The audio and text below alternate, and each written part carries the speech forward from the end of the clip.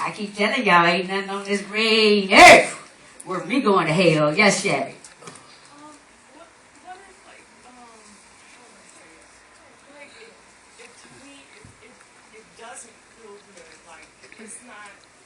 It's not where I want to be.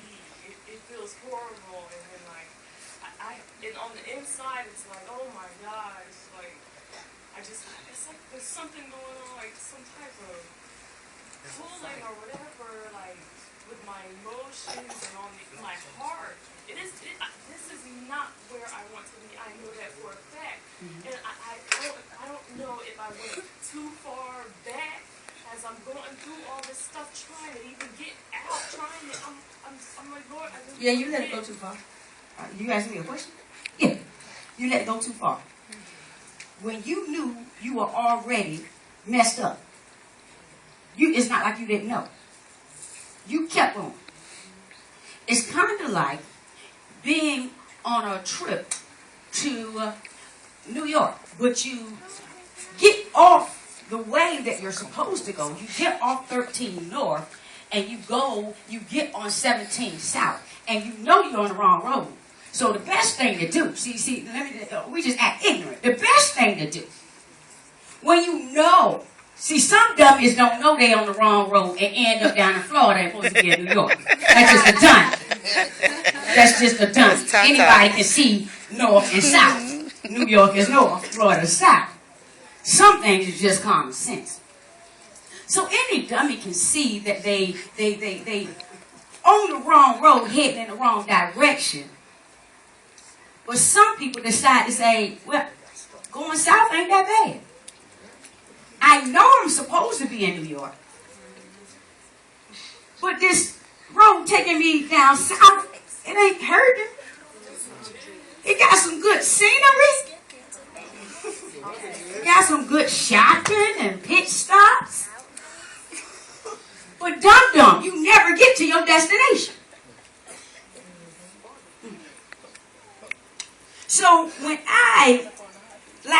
not this time, but last year, whenever we went last time to see Bishop, I missed somehow my turnoff of 13. If you don't pay attention to 13 will either throw you on Highway 1 and you got to pay tolls every 5 miles. But it's faster. Or you'll just end up all jacked up in the middle of the country like we did last year. Now, what happened was, by the time I felt like I missed my turn.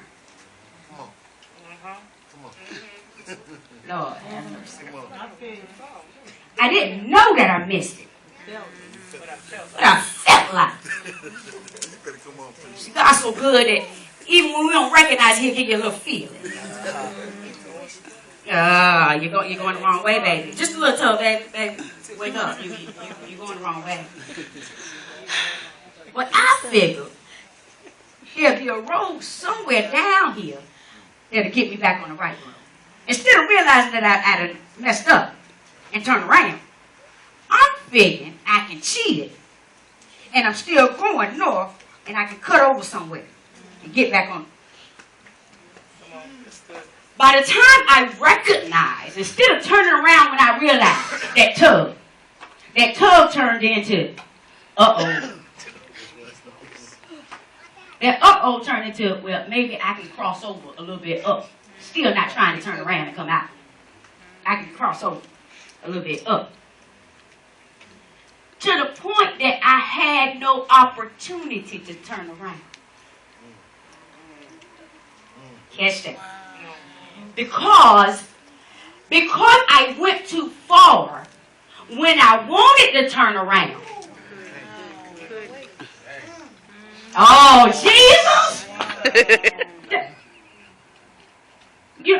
When you miss your exit on the interstate, if there's not another exit for 50 miles, I didn't mean to go 50 miles out of the way. But I ended up having the choice taken away from me. Oh, God. Because I didn't turn around immediately. Now I have lost the choice to turn around when I feel like it. Wow. I got to turn around when there's an opportunity. Oh, boy. Oh, boy. That's it. Prophetess. I could end up running out of gas and being on the side of the road, which delays me even more. I just had a little delay if I turned around as soon as I realized I was wrong. Right.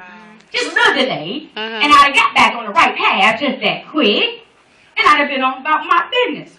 But no, I'm going to figure out, Jesus, I'm going to figure out how to right my wrong in the wrong.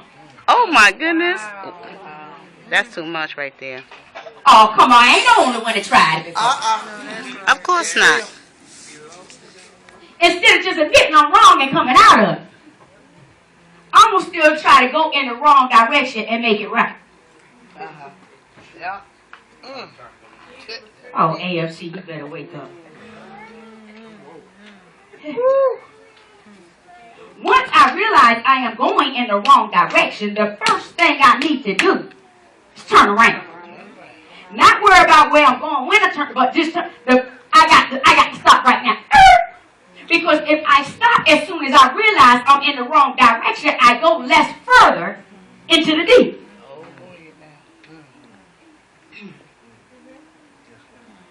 We're going down to North Carolina. And y'all know usually I drive, but this particular Saturday, I was tired and I had my eye surgery. So I didn't feel it was worth chancing killing all of us. And so I had to let somebody else drive this time. Notice I said had to. So I sit back there miserable because I can't drive and I don't trust nobody else is driving, so now I got to pray. And I told the men, I ain't going to call no names, I had 2 men of God sitting in the front seat, in the passenger seat, in the driver's seat. I said, all right, y'all know I ain't used to this, but I'm going to let y'all drive because I can't see. But this is what I need you to do, and this is the exit I need you to take. Well, I went to sleep because I get car sick. I have to be driving or I have to be asleep or I get motion sickness. So I went to sleep. By the time I woke up, I said, why aren't we there yet? When I looked at my time and know what time we left, we should already. I can't see that good. So I went out the window to try to look at the road signs. I had told them to take exit 133. Why was we at exit 154?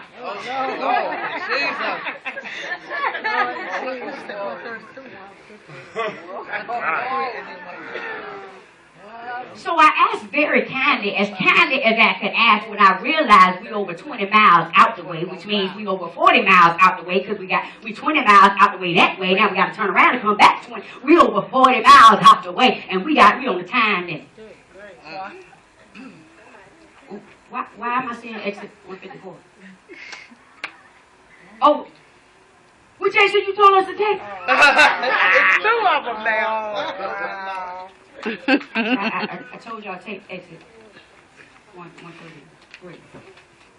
Oh, I, Prophetess. I'm sorry. We'll get off on the next exit. You see the sign? Next exit, 25 miles. Oh, I'm burning up now. Now we drove 45 miles.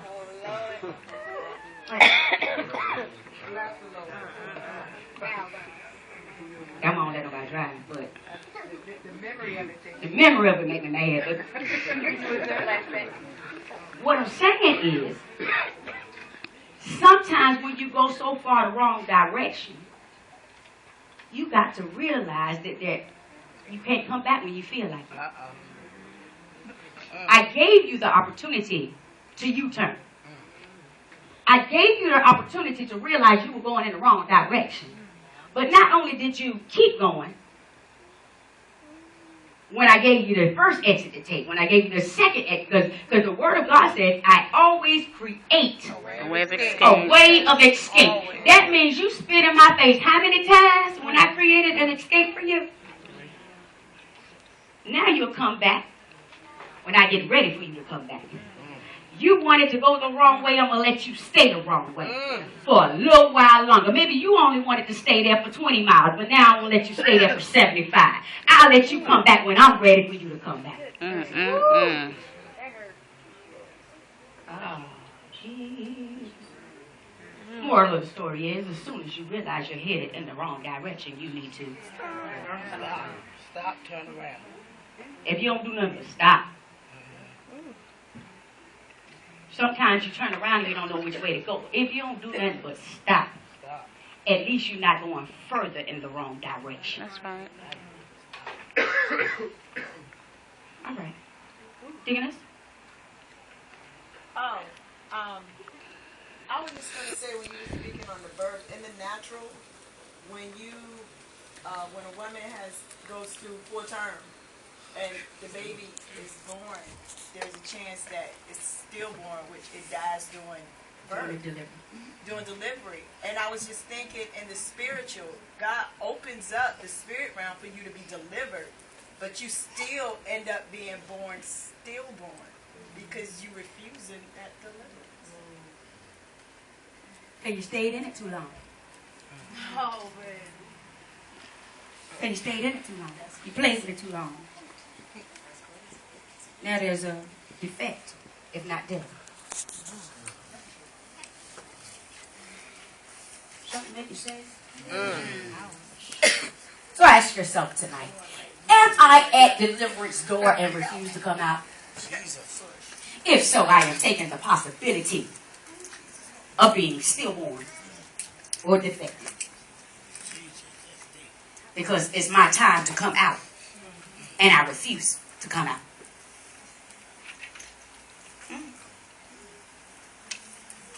I said ask yourself. I ain't say think about nobody else. I said ask yourself. Is God telling you it's time for you to be delivered? It's time for you to come out, and you still sitting up in there talking about, well, I like this? Yes, Tracy. There. I know one thing that I got from Prophetess Walker when she was explaining about the midwife. She said that whatever we feed the womb is what's going to be birthed out. And I took it as how God showed me was that every time that you're feeding the baby, take a drug addict for instance, how the mother constantly uses drugs as a way of food, not saying that she didn't know that it's going to harm the baby, but at the same time, you know that you're doing something that's going to possibly kill your child, but yet you still do it. And you're not taking the right nourishment, like we're not reading the word like we're supposed to, we're not getting on our face like we're supposed to, we're not fasting like we're supposed to. So we're not feeding the baby or the ministry or the blessing that God has birthed into us, has impregnated with us.